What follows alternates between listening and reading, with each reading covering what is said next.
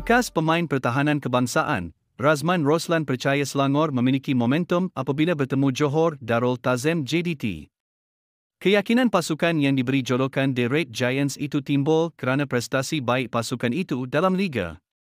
Sejak Christopher Gamel memimpin pasukan sebagai jurulatih interim, Selangor masih belum tewas dalam liga sejak 21 September lalu.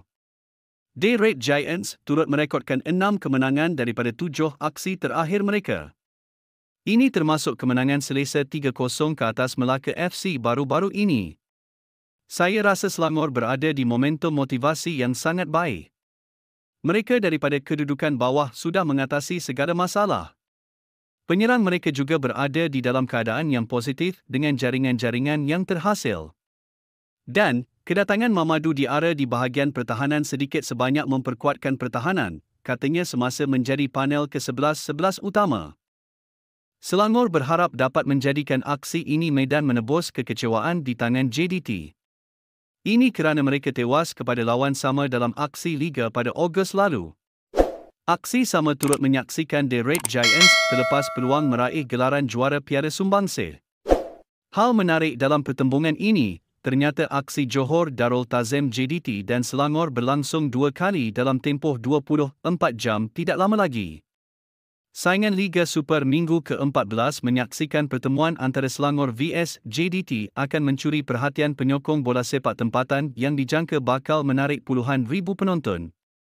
JDT pastinya hadir ke Kelana Jaya dengan misi penting bagi meneruskan rentak cemerlang apabila telah merekodkan 13 kemenangan berturut-turut di pentas Liga Super setakat ini.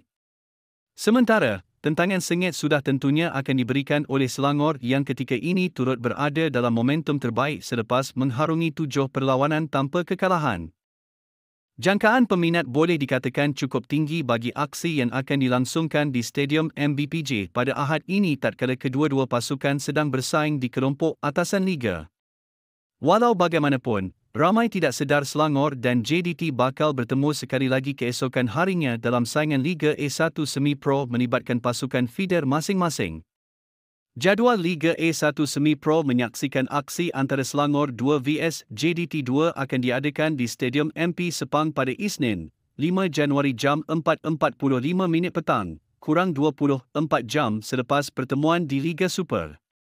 Senario berbeza pula dalam saingan Liga A1 Semi-Pro apabila Selangor 2 pula ketika ini menerajui takhta dengan meraih 36 mata, sementara JDT 2 di tangga ketiga ketinggalan 6 mata di belakang. Akhirnya sekian informasi kami buat, semoga bermanfaat, jangan lupa subscribe.